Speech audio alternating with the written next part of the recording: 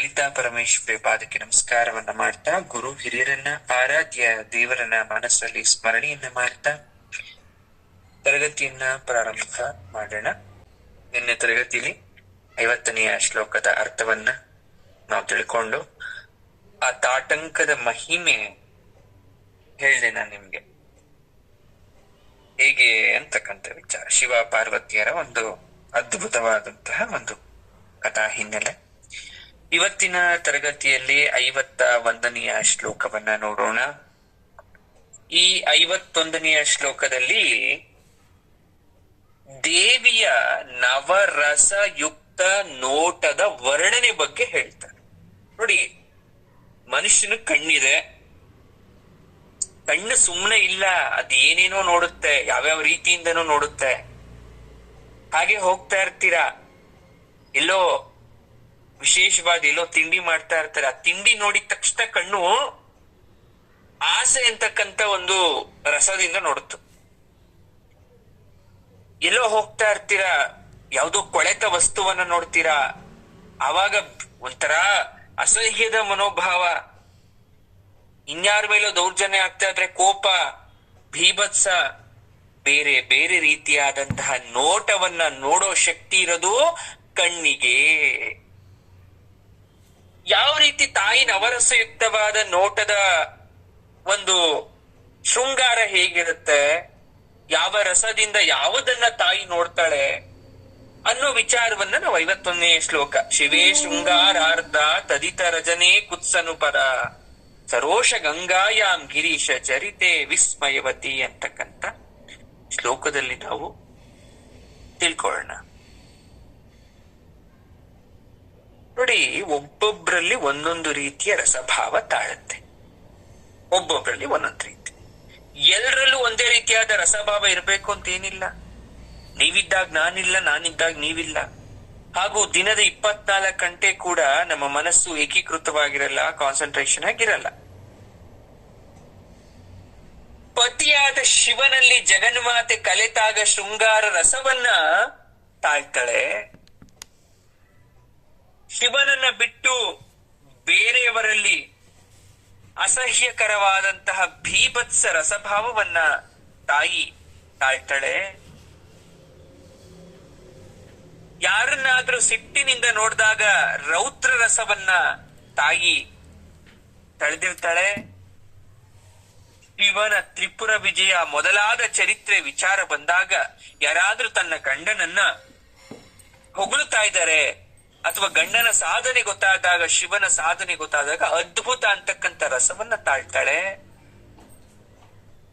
ಶರೀರದ ಮೇಲೆ ತನ್ನ ಪತಿ ಹಾವುಗಳನ್ನ, ಪ್ರಾಣಿ ಚರ್ಮವನ್ನ ಹೊತ್ಕೊಂಡಿರೋದ್ನ ಕೆಲವೊಮ್ಮೆ ನೋಡಿದಾಗ ಭಯರಸ ವ್ಯಕ್ತವಾಗುತ್ತೆ. ಕಮಲಗಳಲ್ಲಿ ರಕ್ತ ಕಾಂತಿ ಸೌಭಾಗ್ಯವನ್ನ ಉಂಟು ಮಾಡೋದ್ರಿಂದ ಕೆಂಪು ಬಣ್ಣ ಉತ್ಪತ್ತಿ ಆಗುತ್ತೆ ತಾಯಿಯಲ್ಲಿ, ಆಗ ವೀರರಸ ಧ್ವನಿ ಏರ್ತಾ ಇರುತ್ತೆ. ಏನಾದ್ರೂ ಅಚ್ಚರಿಯ ವಸ್ತುಗಳನ್ನು ನೋಡಿದಾಗ ಅಥವಾ ಗೆಳತಿಯರೊಂದಿಗೆ ಸಂವಾದ ಮಾಡುವಾಗ ಲಕ್ಷ್ಮೀ ಸರಸ್ವತಿಯರೊಂದಿಗೆ ಕೂಡಿ ಹಾಸ್ಯರಸ ಹೊಮ್ಮುತ್ತೆ. ಭಕ್ತರು ಯಾವಾಗ ಆಕೆಯನ್ನ ಬೇಡಿ ಕಾಡಿ ಅಮ್ಮ ಶರಣು ಅಂತ ಬರ್ತಾರೋ ಆಗ ತಾಯಿಗೆ ಕರುಣಾರಸ ಅಂತಕ್ಕಂಥದ್ದು ಹೊರಸೂಸುತ್ತೆ. ಇದು ದೇವಿ ದೃಷ್ಟಿಯ ಅಷ್ಟ ರಸಗಳ ವಿವಿಧತೆಯನ್ನ ತೋರೋ ಬಗೆ. 8 ರೀತಿಯಲ್ಲಿ ವಿಧ ವಿಧವಾಗಿ. ಭರತ ಮುನಿ ಹೇಳ್ತಾನೆ, ನವರಸ ಇಲ್ಲ, ಇರೋದು 8 ರಸ ಅಂತ, ಅಷ್ಟರಸ ಅಂತ ಹೇಳ್ತಾನೆ. ಶಾಂತನ ರಸ ಅಂತ ಕನ್ಸಿಡರೇ ಮಾಡಲ್ಲ ಕೆಲವೊಬ್ರು. ಆದರೆ ಶಾಂತ ಅಂತಕ್ಕಂಥ ರಸವನ್ನ ಸೇರಿಸಿದಾಗ 9 ರಸ ಆಗುತ್ತೆ. ಅದನ್ನೇ ನಾವು ನವರಸ ಅಂತ ಕರೆಯೋದು. ತಾಯಿ ಯಾವಾಗ್ಲೂ ಶಾಂತ ಮೂರ್ತಿ ಆಗಿರೋದ್ರಿಂದ ಆ ರಸ ಕೂಡ ಇದೆ. ಇಷ್ಟೆಲ್ಲ ಸೇರ್ಸಿದ್ರೆ ತಾಯಿಯ ನವರಸ ಆಯ್ತು. ಇಲ್ಲಿ ಏನ್ ಹೇಳ್ತಾ ಇದ್ದಾರೆ ಶ್ಲೋಕದಲ್ಲಿ? ಶೃಂಗಾರ ಶಿವೇ, ಶೃಂಗಾರ ಅಂದ್ರೆ ಶಿವನಲ್ಲಿ, ರೌದ್ರ ದುಷ್ಟರಲ್ಲಿ, ಭೀಭತ್ಸ ಶಿವನ ಬಿಟ್ಟು ಬೇರೆ ಯಾವುದೇ ಗಂಡಸರನ್ನ ನೋಡಿದಾಗ, ಅದ್ಭುತ ತ್ರಿಪುರ ವಿಜಯದಲ್ಲಿ, ವೀರರಸ ಕಮಲದಲ್ಲಿ, ಹಾಸ್ಯ ಗೆಳತಿಯರಲ್ಲಿ, ಕರುಣೆ ಭಕ್ತರಲ್ಲಿ, ಭಯ ದೇಹಾಭರಣಗಳಲ್ಲಿ ಈ ರೀತಿಯಾಗಿ ತಾಯಿಯ ಬಗ್ಗೆ ವರ್ಣನೆಯನ್ನ ನೀಡಿದ್ದಾರೆ. ಅರ್ಥ ಆಯ್ತಾ? ನೋಡಿ ಶ್ಲೋಕ ಹಾಗೆ. ಶಿವೇ ಶೃಂಗಾರ, ಶೃಂಗಾರ ರಸ, ತದಿತ ರಜನೆ ಕುತ್ಸನ ಪರ, ಸರೋಷ ಗಂಗಾಯಾಮ್.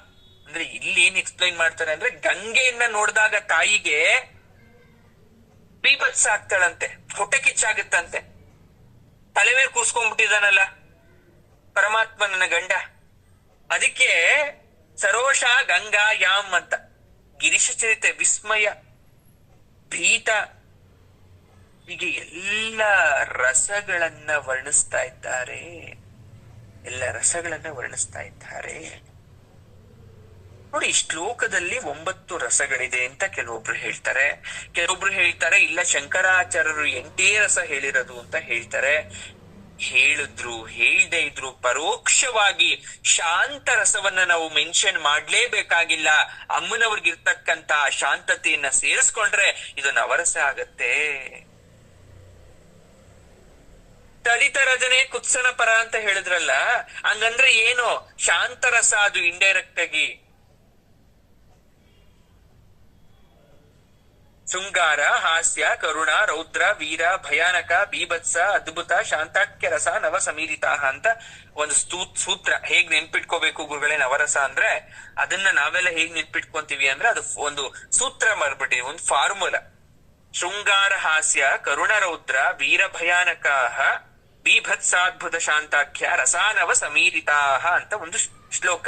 ಈ ರೀತಿಯಾಗಿ ನವರಸಗಳನ್ನ, ನವಭಾವಗಳನ್ನ ತೋರಿಸ್ತಾ ಹೇಳ್ತಕ್ಕಂಥದ್ದು. ಆದ್ರೆ ಭರತ ಮುನಿ ಏನ್ ಮಾಡ್ತಾರೆ ಗೊತ್ತಾ? ಅವ್ನು ಬೇರೆ ಫಾರ್ಮುಲಾ ಹೇಳ್ತಾರೆ, ಬೇರೆ ಅರ್ಥವನ್ನ ಹೇಳ್ತಾರೆ.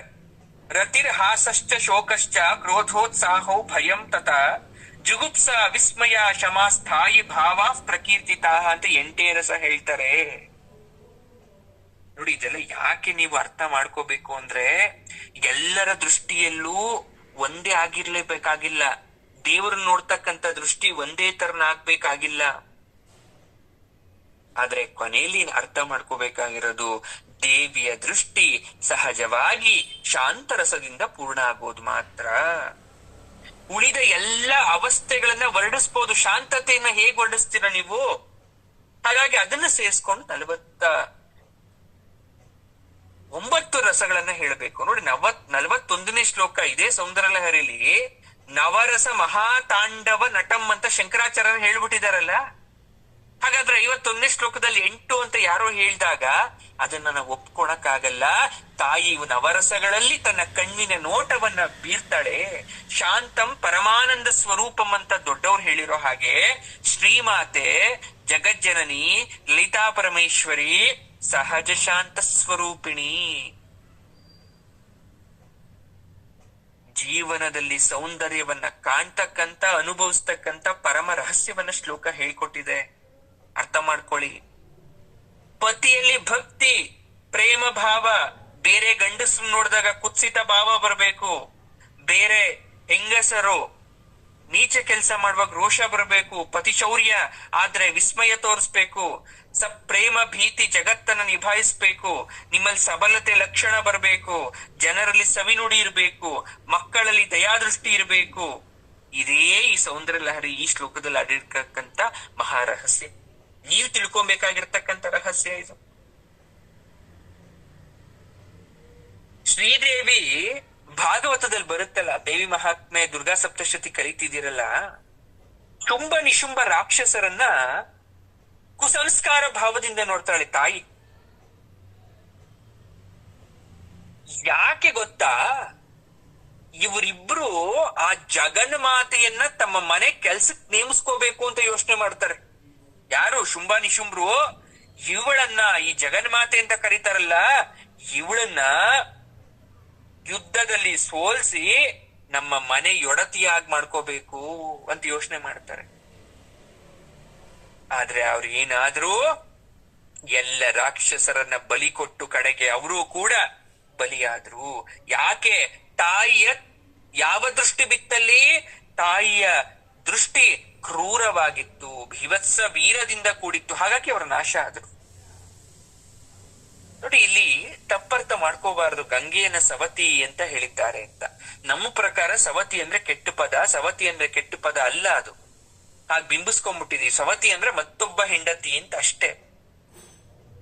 ನಿನ್ನ ಸವತಿಯಾದ ಗಂಗಾದೇವಿ ವಿಚಾರದಲ್ಲಿ ನಿನ್ ಗಂಡ ಸದಾಶಿವ ಆಕೆ ತಲೆ ಮೇಲೆ ಇಟ್ಕೊಂಡಾಗ ಆಕೆಗೆ ಗೌರವ ಅನುರಾಗ ಹಂಚ್ಕೊಡ್ಬೇಕಾದ್ರೆ ಸ್ತ್ರೀ ಸಹಜವಾಗಿ ಒಂದು ಹೆಣ್ಣಿಗೆ ಅಸೂಹೆ ಆಗತ್ತೆ, ರೋಷ ಆಗತ್ತೆ. ಅದ್ ನಿನ್ ನೋಟ. ಯಾಕೆ? ಯಾಕಂದ್ರೆ ನೀನ್ ಸುಮ್ನೆ ಮದುವೆ ಆಗ್ಲಿಲ್ವಲ್ಲ ಪರಶಿವನನ್ನ. ಪರಮ ಶಿವನಿಗೋಸ್ಕರ ತೀವ್ರವಾದ ತಪಸ್ಸನ್ನ ಮಾಡದೆ ಆಗ ನೀನು ಒಡತಿಯಾದಿ ಆತನಿಗೆ. ಆತನ ಮೇಲೆ ನಿನ್ಗೆ ಅಪರಿತವಾದಂತಹ ಪ್ರೇಮ ಇದೆ, ಗೌರವ ಇದೆ, ಅಭಿಮಾನ ಇದೆ, ಭಕ್ತಿ ಇದೆ. ನೀನ್ ಯಾವಾಗೆಲ್ಲ ಶಿವ ಪುರಾಣವನ್ನ ಕೇಳ್ತಾ ಇರ್ತೀಯ, ಅದ್ಭುತ ಚರಿತ್ರವನ್ನ ಕೇಳ್ತಾ ಇರ್ತೀಯ, ಅವಾಗೆಲ್ಲ ಶಿವನ ಪಾಲಾಗ್ನಿ ನೇತ್ರ ನೋಡ್ದಾಗ್ಲೆಲ್ಲ ನಿನ್ಗೆ ಅದ್ಭುತ ಮನಸ್ಸೊಳಗಡೆ ಒಂದು ರೋಮಾಂಚನ ಆಗತ್ತೆ. ಅಂತಹ ಗಂಡನಾದ ಪರಶಿವ ಜಟಾಜೂಟದ ಸುತ್ತ, ಕಂಠದ ಸುತ್ತ ಆಭರಣಗಳಂತೆ ಸುತ್ತಕೊಂಡು ಸರ್ಪಗಳಿರೋದನ್ನ ನೀನ್ ಯಾವುದೋ ಒಂದು ಕ್ಷಣದಲ್ಲಿ ನೋಡಿದಾಗ ಭಯ ಆಗುತ್ತೆ ನಿನಗೆ. ಸರ್ಪಗಳನ್ನ ಅಕಸ್ಮಾತ್ ನೋಡಿದ್ರೆ ನಮಗೂ ಭಯ ಆಗುತ್ತೆ, ತಾಯಿಗ್ ಭಯ ಇಲ್ಲ. ಆದ್ರೆ ತನ್ನ ಗಂಡ ಮೈ ತುಂಬಾ ಆತರ ಹಾಕೊಂಡಾಗ ಅರೆ ಕ್ಷಣನಾದ್ರೂ ಭಯ ಆಗತ್ತಂತೆ. ಆ ಭಯ ಆಗ್ಬೇಕಾದ್ರೆ ನಿನ್ ಕಣ್ಣು ಕೆಂಪು ಬಣ್ಣ ಆಗೋಯ್ತು, ಭಯ ಅಡಗಿಸ್ಕೊಂತು, ವೀರರಸ ಬಂತು ನಿನ್ನೊಳಗಡೆ. ಇನ್ನು ಯಾರೆಲ್ಲ ಭಕ್ತರು ನಿರಂತರವಾಗಿ ಭಕ್ತಿ ಪುರಸರವಾಗಿ ನಿನ್ನ ಪಾದ ಸೇವೆ ಮಾಡ್ತಾ ಇರ್ತಾರೋ, ನೀನ್ ಪಾದನೇ ಗತಿ ಅಂತ ಅನ್ಕೊಂಡಿರ್ತಾರೋ, ನೀನ್ ಇರೋದು ಸತ್ಯ ಅಂತ ಅವರು ನಂಬಿರ್ತಾರೋ, ನೀನು ಆತ್ಮೀಯ ಭಾವದಿಂದ ಅಂತಹವರಿಗೆ ನಿನ್ನ ದೃಷ್ಟಿ ಯಾವ ದೃಷ್ಟಿ? ಕರುಣೆಯ ದೃಷ್ಟಿಯನ್ನ ತೋರ್ತ್ಯ. ಯಾವ ರೀತಿ ಶ್ರೀಕೃಷ್ಣನಲ್ಲಿ ಗೋಪ ಬಾಲಕರು ಇಟ್ಕೊಂಡಿದ್ರು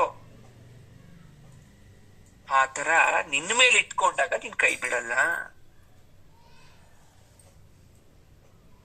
ಅನ್ಕೋಬಹುದು ತಾಯಿ ಕಣ್ ಬಿಡ್ಲಿಲ್ಲ, ನಮ್ಮ ಮೇಲೆ ಆಶೀರ್ವಾದ ಮಾಡ್ಲಿಲ್ಲ ಅಂತ. ಆದ್ರೆ ಭಾಗ್ಯ ಅಂತಕ್ಕಂಥದ್ದು ಯಾವಾಗ್ಲೂ ನಮ್ಮ ಬಳಿಗ್ ಬರಲ್ಲ. ನಿನ್ನ ದೃಷ್ಟಿ ಏನಾದ್ರೂ ಹರಿದೇ ಹೋಗಿದ್ರೆ ಇಲ್ಲಿ ತನಕ ಬದುಕಕ್ ಸಾಧ್ಯನಾ? ಈ ಕಷ್ಟ ಕಾರ್ಪಣ್ಯಗಳನ್ನ ಎದುರಿಸ್ಲಿಕ್ಕೆ ಸಾಧ್ಯ ಆಗ್ತಾ ಇತ್ತಾ? ಜೀವನದಲ್ಲಿ ಇಲ್ಲಿ ತನಕ ಬಂದು ನಿಂತ್ಕೊಳಕ್ ಸಾಧ್ಯ ಆಗ್ತಾ ಇತ್ತಾ? ಮಕ್ಳು ಮರಿ ಸಾಕಕ್ ಆಗ್ತಾ ಇತ್ತಾ? ಈ ಸಂಸಾರವನ್ನ ನೀಗ್ಸಕ್ ಆಗ್ತಾ ಇತ್ತಾ? ಎಷ್ಟು ಜನ್ಮಗಳ ಪುಣ್ಯ ಫಲವೋ ನಿನ್ನ ಪಾದಗಳಿಂದ ಶಿರಸ್ಸಿನ ತನಕ ದರ್ಶನ ಮಾಡಿ ನೀನು ವರ್ಣನೆ ಕೂಡ ಕೇಳೋ ಭಾಗ್ಯ ಸಿಗ್ತಾ ಇದೆ ಇವತ್ ನನಗೆ. ಇದು ನೀನೇ ದೊರಕಿಸಿತ್ತು. ಹೇಗ್ ಸಿಕ್ತ ನನ್ಗೆ? ನಿನ್ನ ಬಗ್ಗೆ ಕೇಳ್ತಕ್ಕಂತ ವಿಚಾರ ನೀನೇ ದೊರಕಿಸ್ಕೊಟ್ಟಿದ್ಯಾ. ತಿಳ್ಕೊ ನನ್ನ ಬಗ್ಗೆ, ನನ್ನ ಶಕ್ತಿ ಬಗ್ಗೆ ತಿಳ್ಕೊ ಅಂತ ನೀನೇ ನನ್ ಗರ್ವ ಮಾಡಿಸಿದ್ಯಾ. ಇಲ್ಲ ಅಂದ್ರೆ ಎಲ್ಲೋ ಬಿದ್ದಿದ್ದವಳಿಗೆ ನೀನ್ ಈ ರೀತಿಯಾದಂತಹ ಒಂದು ಅವಕಾಶವನ್ನ ಹೇಗ್ ಕೊಡ್ತಾ ಇದ್ದಮ್ಮ? ನಿನ್ನ ಕರುಣಾ ದೃಷ್ಟಿ ಒಂದೇ ಅದಕ್ಕೆ ಕಾರಣ ಅಂತ ಭಗವತ್ಪಾದರು ಹೇಳ್ತಾರೆ. ಆ ಕರುಣಾ ರಸ ಬೇಕು ನಮ್ಗೆ. ತಾಯಿದಿನ್ ಯಾವ ರಸ ಬೇಡ ನಮ್ಗೆ. ಅಂತಹ ನವರಸ ಭರಿತವಾದ ಜಗನ್ಮಾತೆಯ ಕರುಣಾರಸ ದೃಷ್ಟಿ ಒಂದು ಕ್ಷಣ, ಒಂದೇ ಒಂದು ಕ್ಷಣ ನಮ್ಮ ಮೇಲೆ ಹರಿದು ಬಿಟ್ರೆ ಅದಕ್ಕಾಗಿ ಏನ್ ಮಾಡ್ಬೇಕು ಗುರುಗಳೇ? ಹೇಳ್ತಾರೆ, ತಾಯಿಯ ಸ್ತೋತ್ರ, ನಾಮ, ಜಪ, ಸೌಂದರ್ಯ ಲಹರಿ, ಪಾರಾಯಣಗಳಿಂದ ಚಿತ್ತಶುದ್ಧಿ, ಭಕ್ತಿ, ಶ್ರದ್ಧೆಗಳಿಂದ ಮಾಡಿ ನಾವು ಅರ್ಹತೆಗಳನ್ನ ಗಳಿಸ್ಕೋಬೇಕು. ಅರ್ಹತೆ ಗಳಿಸ್ಕೊಳೋದು ತುಂಬಾ ಇಂಪಾರ್ಟೆಂಟ್. ಅದೇ ಮಾನವ ಜನ್ಮಕ್ಕೆ ಸಾರ್ಥಕತೆ. ನೋಡಿ, ಬೆಟ್ಟದಷ್ಟು ಅರ್ಥವನ್ನ ಶಂಕರಾಚಾರ್ಯರು ಒಂದೇ ಶ್ಲೋಕದಲ್ಲಿ ಅಡಗಿಸಿ ಇಟ್ಟಿದ್ದಾರೆ.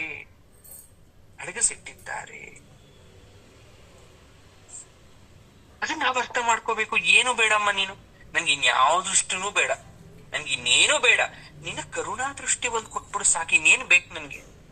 ಯಾರ್ಯಾರೋ ಏನೇನೋ ಹೇಳ್ತಾರೆ, ಆದ್ರೆ ನಂಗೆ ಅದ್ಯಾವುದೂ ಬೇಡ, ಕರುಣಾ ದೃಷ್ಟಿ ಬೇಕು. ಆ ಕರುಣಾ ದೃಷ್ಟಿಗೋಸ್ಕರ ಜಗನ್ಮಾತೆಯನ್ನ ನಾವು ಆರಾಧನೆ ಮಾಡೋಣ, ಮಂತ್ರ ಜಪ ಮಾಡೋಣ. ನೋಡಿ, ಈ ಶ್ಲೋಕ ಪಾರಾಯಣ ಮಾಡೋದ್ರಿಂದ ನಮ್ಮಲ್ಲಿ ವಿನಯತೆ ಬರುತ್ತೆ, ವಿವೇಕ ಬರುತ್ತೆ, ಜ್ಞಾನ ಬರುತ್ತೆ, ಸ್ಥಿತಪ್ರಜ್ಞತ್ವ ಬರುತ್ತೆ, ದೈವಿ ತೇಜಸ್ಸಿನ ಮುಂದೆ ಸರ್ವರೂ ಶಿರಬಾಗ್ಸೋ ಹಾಗೆ ನಮ್ಗೆ ಭಕ್ತಿ ಅನ್ನೋದು ಬರುತ್ತೆ. ಜೊತೆಗೆ ಯಾರಿಗಾದ್ರೂ BP ಹೆಚ್ಚಾಗಿದ್ರೆ ಬ್ಲಡ್ ಪ್ರೆಷರ್ ಅದು ಕಡಿಮೆ ಆಗತ್ತೆ.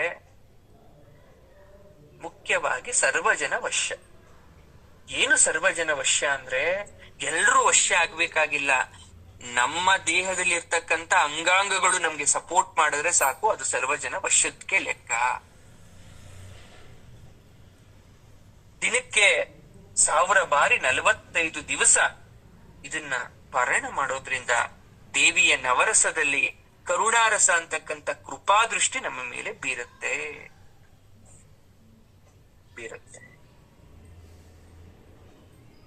ಮುಂದಿನ ಶ್ಲೋಕ 52ನೇ ಶ್ಲೋಕದಲ್ಲಿ ಏನ್ ಹೇಳ್ತಾರೆ ಕಂಟಿನ್ಯೂ ಮಾಡಿ. ದೇವಿಯ ನೇತ್ರಗಳ ವರ್ಣನೆ ನೋಡಿ. ಅಮ್ಮನ ಕಣ್ಣು ಬಗ್ಗೆ ಬಂತೀಗ, 3ನೇ ಕಣ್ಣಾಯ್ತು, ಆ ಕಣ್ಣು ಪವರ್ ಬಗ್ಗೆ ಗೊತ್ತಾಯ್ತು, ಹುಬ್ಬು ಗೊತ್ತಾಯ್ತು, ಹಣೆ ಗೊತ್ತಾಯ್ತು. ಈಗ ಕಣ್ಣಿಗೆ ಬರ್ತಾ ಇದ್ದೀವಿ. ಅಮ್ಮನವರ ಕಣ್ಣುಗಳು ವಿಶೇಷವಾಗಿ ಆ ಕಣ್ಣುಗಳು ಅನ್ನೋದಕ್ಕಿಂತ ಕಣ್ಣಿನ ರೆಪ್ಪೆ ಅಂತ ಕೂಡ ಕರಿಬೋದಪ್ಪ ನಾವು. ರೆಪ್ಪೆ ಬಗ್ಗೆನೂ ತುಂಬಾ ಚೆನ್ನಾಗಿ ಹೇಳಿದ್ದಾರೆ ಇಲ್ಲಿ. ಇರೋದು ಇಷ್ಟೇ ಇನ್ಫಾರ್ಮೇಶನ್, ಆದ್ರೆ ತುಂಬಾ ಚೆನ್ನಾಗಿ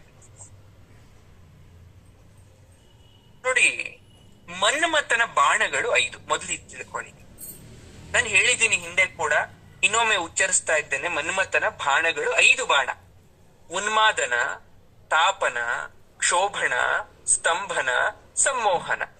ಅವನು ಯಾವಾಗ್ಲೂ ಈ ಬಾಣಗಳನ್ನ ಇಟ್ಕೊಂಡು ಅದನ್ನ ಪ್ರಯೋಗ ಮಾಡ್ತಕ್ಕಂಥದ್ದು. ಈ ಬಾಣಗಳನ್ನೇ ಪುಷ್ಪ ಬಾಣಗಳಾಗಿ ಮಾಡ್ಕೊಂತಾನೆ ಮನ್ಮಥ. ಅಂದ್ರೆ 5 ರೀತಿ ಅದು ಬಾಣದ ಹೆಸರಾಯ್ತು. ಪುಷ್ಪ ಬಾಣ, ಹೂಗಳಿಂದ ಮಾಡಿದಂತಹ ಬಾಣ. ಯಾವ ಪುಷ್ಪ? ಅರವಿಂದ, ಅಶೋಕ, ಚೂತ ಅಂದ್ರೆ ಮಾವಿನ ಪುಷ್ಪ, ನವಮಲ್ಲಿಕ, ನೀಲೋತ್ಪಲ ಅಂತಕ್ಕಂಥ ಹೂಗಳಿಂದ 5 ಬಾಣಗಳನ್ನ ಮಾಡ್ಕೊಂತಾನೆ. 5ರಲ್ಲೂ ಒಂದೊಂದು ಶಕ್ತಿ ನೋಡಿ. ಹೂದೋಟಗಳಲ್ಲಿ ನೀವು ವಿಹರಿಸ್ಬೇಕಾದ್ರೆ ಫುಲ್ಲು ಒಂದು ಫ್ಲವರ್ ಗಾರ್ಡನ್ ಇರ್ಬೇಕು, ಬರೀ ಹೂ ಹಾಕಿರ್ಬೇಕು. ಆ ಯೌವನದಲ್ಲಿ ಇರ್ತಕ್ಕಂಥ ಯುವತಿಯರಿಗೆ ಒಳಗಡೆ ಹೋದಾಗ ಶೃಂಗಾರ ರಸ ಬರುತ್ತೆ ಅವ್ರ ಒಳಗಡೆಯಿಂದ. ಹಾಗಾಗಿ ಸಹಜವಾಗಿ ಮನ್ಮಥ ಕೂಡ ಆ ಬಾಣಗಳನ್ನ ಪುಷ್ಪದಲ್ಲೇ ಮಾಡ್ಕೊಂಡಿರ್ಬೋದು. ಸೌಂದರ್ಯಕ್ಕೆ, ಸೌರಭಕ್ಕೆ, ಕಾಮ ಕಾರ್ಯಕ್ಕೆ, ಯಾವ ತರ ವಸಂತ ಋತುಗೆ ಕಾಯ್ತಾ ಇರ್ತವೋ ದುಂಬಿಗಳು, ಯಾವ ತರ ಮರಗಿಡಗಳು ಕಾಯ್ತವೆ, ದುಂಬಿಗಳು ಕಾಯ್ತವೆ. ವಸಂತ ಬಂದ್ರೇನೆ ಚಿಗುದ್ರೇನೆ ಹೊಸ ಹೂಗಳು ಬರೋದು, ಹೂ ಬಂದ್ರೇನೆ ದುಂಬಿಗಳಿಗೆ ಜೇನುಗಳನ್ನ ಸಂಗ್ರಹಿಸ್ಲಕ್ಕಾಗೋದು. ಯಾವ ರೀತಿ ವಸಂತನ ಆಗಮಕ್ಕೆ ಕಾಯ್ತಾ ಇರುತ್ತೋ ಅದೇ ತರ ಇಲ್ಲಿ ಏನ್ ಹೇಳ್ತಾರೆ. ಸರಿ, ಯುವತಿಯರಿಗೇನೋ ಶೃಂಗಾರ ರಸ ಬರುತ್ತೆ, ಜಿತೇಂದ್ರಿಯರಿಗೆ, ಮಹರ್ಷಿಗಳಿಗೆ, ಮಹಾತ್ಮರಿಗೆ ಈ 5 ಬಾಣ ಯಾವತ್ತೂ ಅವ್ರನ್ನ ಮುಟ್ಟಕ್ ಸಾಧ್ಯ ಇಲ್ಲ. ಯಾರೆಲ್ಲ ಜಿತೇಂದ್ರಿಯರಾಗಿರ್ತಾರೆ, ಮಹರ್ಷಿಗಳಾಗಿರ್ತಾರೆ, ಸನ್ಯಾಸತ್ವವನ್ನ ತಗೊಂಡಿರ್ತಾರೆ, ಅವ್ರಿಗೆ ಈ 5 ಬಾಣ ಬಿಟ್ರು ಅವ್ರಿಗೇನು ಆಗಲ್ಲ. ಮನ್ಮಥ ಪರೀಕ್ಷೆ ಮಾಡಕ್ ಒಂದ್ಸಲ ಬಿಟ್ಟು ನೋಡ್ತಾನಂತೆ. ಅವನ 5 ಬಾಣ ನಿಷ್ಪ್ರಯೋಜಕವಾಗೋಯ್ತು, ಯಾವುದೇ ತರ ಏನೂ ಆಗ್ಲಿಲ್ಲ. ಹಾಗಂತ ಸುಮ್ನೆ ಕೂರ್ಲಿಲ್ಲ. ಇನ್ನೊಂದು ಬಾಣ ಇತ್ತು, ಕೊನೆ ಬಾಣ, ಅಮೋಘವಾದ ಬಾಣ. ಯಾವ ತರ ಒಂದು ದೊಡ್ಡ ಅಸ್ತ್ರಕ್ಕೆ ಸಮಾನ ಅದು. ಬಾಣ ಶಸ್ತ್ರ ಮಂತ್ರ ಪೂರಿತವಾಗಿರ್ತಕ್ಕಂಥ ಅಸ್ತ್ರ ಅದು. ಅದನ್ನ ಪ್ರಯೋಗಿಸ್ತಾನೆ. ಎಂತಹ ಜಿತೇಂದ್ರನಾದ್ರೂ ಕೂಡ ಕೊನೆಯ ಬಾಣ ಮೋಹದಲ್ಲಿ ಬಿಟ್ಬಿಡ್ಬೇಕು. ಅವನು ಎಷ್ಟೇ ಮನಸ್ಸನ್ನ ಗಟ್ಟಿ ಮಾಡ್ಕೊಂಡಿದ್ರು ಕೂಡ ಏನೋ ಒಂದು ಕಾಮಾಸಕ್ತಿಗೆ ಬಿದ್ದುಬಿಡ್ಬೇಕು ಅವನು. ಅಂತ ಬಾಣ ಅದು. ಅದನ್ನ ನಾವು ಓರೆ ನೋಟ ಬಾಣ ಅಂತ ಕರಿತೀವಿ. ಸ್ತ್ರೀಯ ಓರೆ ನೋಟ ಬಾಣ. ಗುರುಗಳೇ, ಯಾಕೆ ಇದನ್ನೆಲ್ಲ ಹೇಳ್ತಾ ಇದ್ದೀರಾ ಅಂದ್ರೆ, ಶಂಕರಾಚಾರ್ಯರು, ಭಗವತ್ಪಾದರು ಜಗನ್ಮಾತೆಯ ಕಣ್ಣು ರೆಪ್ಪೆಗಳನ್ನ ರೆಕ್ಕೆಯ ಪುಕ್ಕಗಳ ಮತ್ತೆ ಮೃದುಲವಾಗಿದೆ. ಜೊತೆಗೆ ಬಾಣಕ್ಕೆ ವೇಗ ಅಂತಕ್ಕಂಥ ಶಕ್ತಿ ಬರ್ಬೇಕು.